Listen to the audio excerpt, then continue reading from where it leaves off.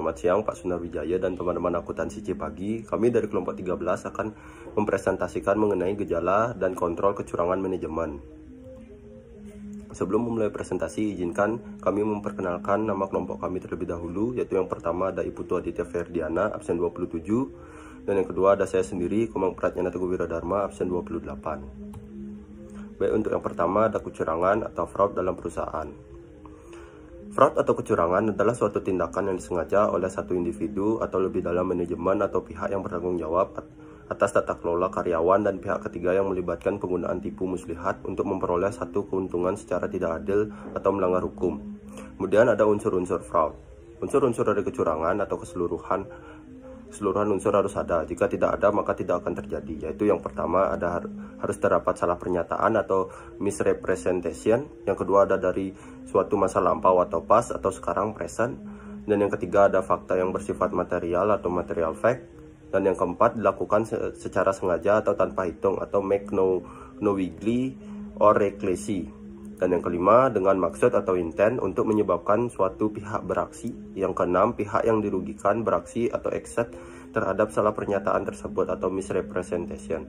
Dan yang terakhir ada yang merugikan atau detriment. Kemudian ada sifat-sifat fraud, yaitu yang pertama ada positioning. Posisi seseorang atau fungsi dalam organisasi dapat memberikan kemampuan untuk membuat atau memanfaatkan kesempatan untuk penipuan.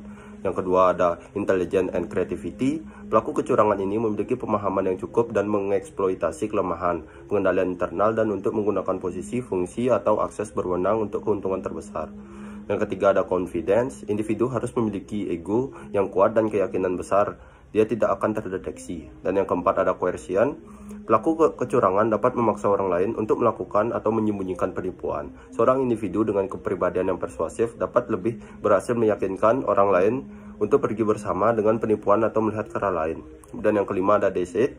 Penipuan yang sukses membutuhkan kebohongan efektif dan konsisten. Untuk menghindari deteksi, individu harus mampu berbohong, meyakinkan, dan harus melacak cerita secara keseluruhan. Dan yang terakhir ada stres. Individu harus mampu mengendalikan stres karena melakukan tindakan kecurangan dan menjaganya agar tetap tersembunyi sangat bisa menimbulkan stres.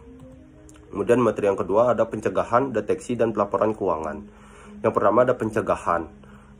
Pencegahan kecurangan dapat dilakukan dengan cara antara lain yaitu pertama membangun struktur pengendalian intern yang baik, yang kedua mengefektifkan aktivitas pengendalian seperti review kinerja, pengolahan informasi, pengendalian visi, pemisahan tugas.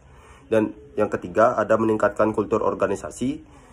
Meningkatkan kultur organisasi dapat dilakukan dengan mengimplementasikan prinsip-prinsip good corporate governance yang saling terkait satu sama lain agar dapat mendorong kinerja sumber-sumber perusahaan. Dan yang terakhir ada mengefektifkan fungsi internal audit. Walaupun internal auditor tidak dapat menjamin bahwa kecurangan tidak akan terjadi, namun dia harus menggunakan kemahiran jabatannya seksama sehingga diharapkan mampu mendeteksi terjadinya kecurangan dan dapat memberikan saran-saran yang bermanfaat kepada manajemen untuk mencegah terjadinya kecurangan. Dan yang kedua ada deteksi kecurangan, yaitu yang pertama ada kecurangan laporan keuangan. Dapat dideteksi melalui analisis vertikal atau menganalisis item laporan dan analisis horizontal atau persentase perubahan item laporan serta analisis rasio atau mengukur hubungan nilai item pada laporan keuangan. Kemudian yang kedua ada penyalahgunaan aset. Misalnya, untuk mendeteksi kecurangan dapat pembelian ada beberapa metode deteksi yang dapat digunakan. Kemudian yang ketiga ada korupsi. Sebagian besar kecurangan ini dapat dideteksi melalui keluhan dari rekan-rekan kerja yang jujur, laporan dari rekan atau pemasok yang tidak puas dan menyampaikan komplain ke perusahaan. Dan yang ketiga ada pelaporan kecurangan. Yang pertama ada memeriksa jajaran manajerial.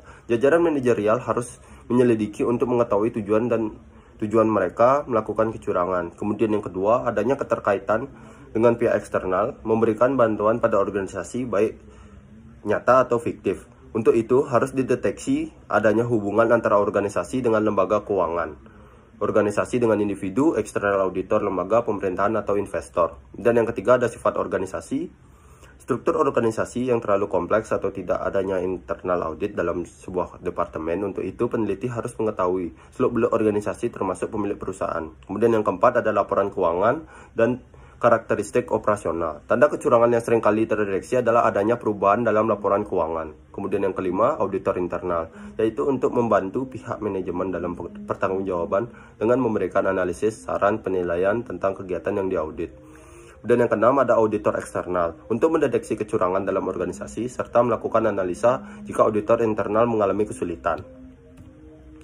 Dan materi yang ketiga ada proses mengaudit kecurangan cyber, yaitu yang pertama bekerja sama dengan manajemen dan dewan direksi untuk mengembangkan strategi dan kebijakan cyber security. Kemudian yang kedua mengidentifikasi peluang untuk memperbaiki kemampuan organisasi untuk mengidentifikasi, menilai dan mengurangi resiko cyber security ke tingkat yang dapat diterima. Dan yang ketiga, mengaku bahwa risiko cyber security tidak hanya bersifat eksternal, menilai dan mengurangi ancaman potensial yang dapat timbul dari tindakan karyawan atau mitra bisnis. Yang keempat, memperluas hubungan dengan komite audit dan dewan untuk meningkatkan kesadaran dan pengetahuan tentang cyber security dan memastikan bahwa dewan direksi tetap terlibat dalam masalah cyber security dan mengetahui perubahan sifat risiko cyber security. Yang kelima, pastikan risiko cyber security terintegrasi secara formal ke dalam rencana audit. Kemudian yang keenam, kembangkan pemahaman tentang bagaimana teknologi dan tren yang muncul dan dapat mempengaruhi perusahaan dan profil risiko cyber security. Yang ketujuh, mengevaluasi program cyber security organisasi terhadap cyber security NIST framework dengan menyadari bahwa framework tidak mencapai tingkat kontrol program cyber security. Mungkin memperlakukan evaluasi tambahan terhadap ISO 27001 dan 27002. Dan yang kedelapan, ada carilah kesempatan untuk mengomunikasikan kepada manajemen bahwa sehubungan dengan cyber security, kemampuan untuk melakukan pencegahan memerlukan integrasi keamanan antar sumber daya manusia dan teknologi. Kemudian yang kesembilan, tekankan bahwa kontrol cyber security dan cyber incident respon harus menjadi prioritas manajemen puncak. Sebuah protokol eskalasi yang jelas dapat membantu membuat kasus ini, mempertahankan dan membuat prioritas ini. Dan yang terakhir ada mengkaji staf IT atau audit dan kekurangan sumber daya serta kecurangan teknologi atau alat pendukung yang dapat menghambat upaya pengelolaan risiko cyber security.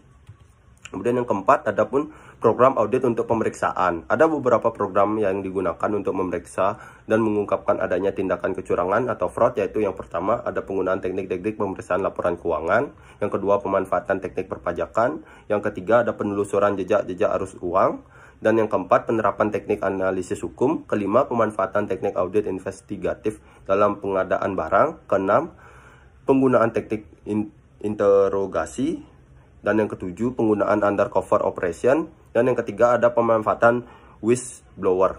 Baik, saya akan melanjutkan presentasi. Yang kelima adalah kontrol minimum.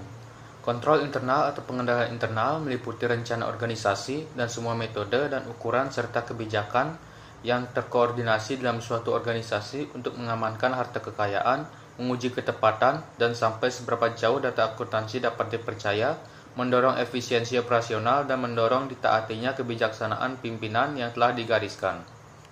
Menurut Kosul Study, pengendalian internal adalah suatu proses aktivitas operasional organisasi dan merupakan bagian internal dari proses manajemen seperti perencanaan, pelaksanaan, dan pengendalian.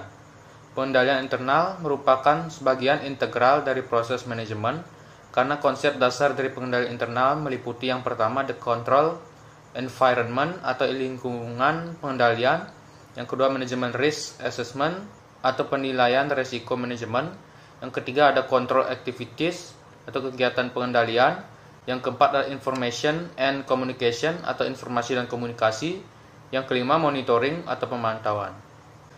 Kemudian yang keenam kecurangan manajemen. Kecurangan manajemen atau manajemen fraud adalah kecurangan yang dilakukan oleh pihak manajemen dengan menggunakan laporan keuangan atau transaksi keuangan sebagai sarana fraud, biasanya dilakukan untuk mencurangi pemegang kepentingan atau stakeholders yang terkait organisasinya. Yang pertama ada pengaruh kecurangan manajemen.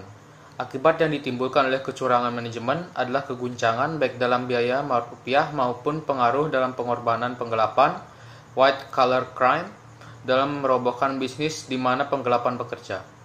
Karena jumlah yang sangat besar terlibat dan akibat malapetaka yang potensial dari kecurangan dan kesalahan yang berhubungan internal, auditor diharapkan untuk menyoroti aktivitas yang jelek ini dalam pelaksanaan audit mereka. Kemudian yang kedua ada unsur-unsur kecurangan manajemen. Itu yang pertama suatu perjanjian palsu dan fakta material atau dalam kasus tertentu suatu pendapatan. Yang kedua ada keinginan melakukan suatu tindakan yang salah atau untuk mencapai suatu tujuan yang tidak konsisten dengan peraturan atau kebijakan publik. Yang ketiga, menyamar suatu tujuan melalui pemalsuan dan kesalahan representasi untuk melaksanakan suatu rencana. Yang keempat, kepercayaan pelanggar terhadap kelalaian atau ketidaktelitian dari korban. Kemudian yang kelima, penyembunyian dari kejahatan. Selanjutnya yang ketujuh ada kontrol kecurangan manajemen. Landasan atau dasar dalam struktur yang dirancang untuk mengendalikan kecurangan manajemen adalah lingkungan yang diciptakan oleh pembuat keputusan organisasi. Beberapa ukuran pengendalian manajer yang eksekutif perlu diadakannya.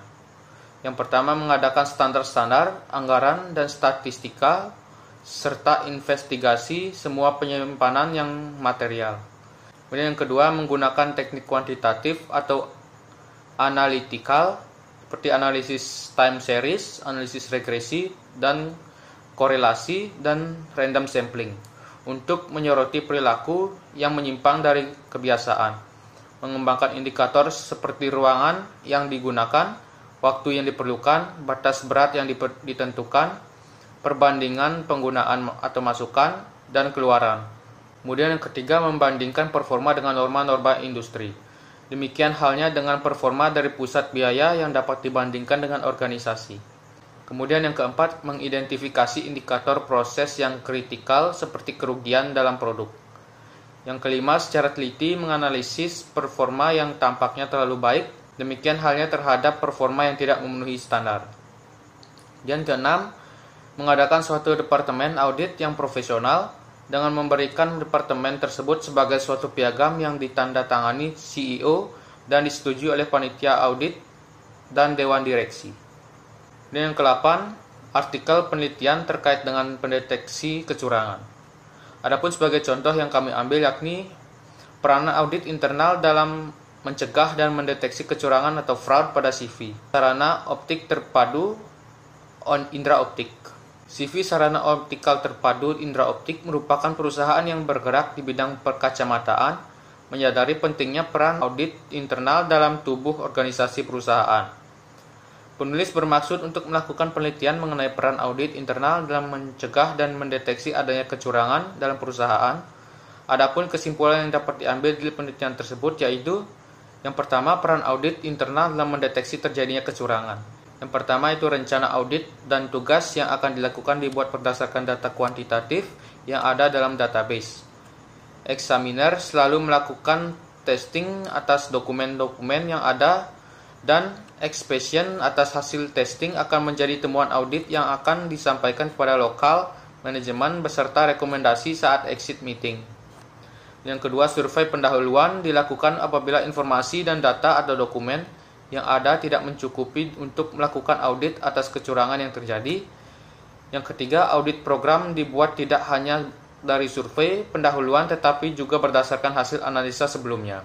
Yang keempat, dalam melakukan audit, tim kecurangan sudah memiliki keterampilan, pengetahuan, serta pengalaman yang diperoleh saat mempelajari bisnis proses dan SOP dari audit, referensi dari hasil audit yang dilakukan sebelumnya, di samping juga dari hasil mengikuti training audit baik internal maupun eksternal. Dan hasil yang kedua yaitu peran audit internal dalam mencegah terjadinya kecurangan. Itu yang pertama, ada salah satu indikator kemungkinan terjadi kecurangan adalah hasil konfirmasi sales center yang tidak sesuai dengan standar operasional perusahaan atau SOP. Dan yang kedua, kecurangan juga terjadi berdasarkan keluhan para karyawan yang ditampung dari jalur karyawan melalui telepon, SMS, surat, atau email di mana karyawan akan dijamin kerahasiaannya. Yang ketiga adalah memperoleh bukti yang kompeten harus didukung dengan bukti-bukti yang valid.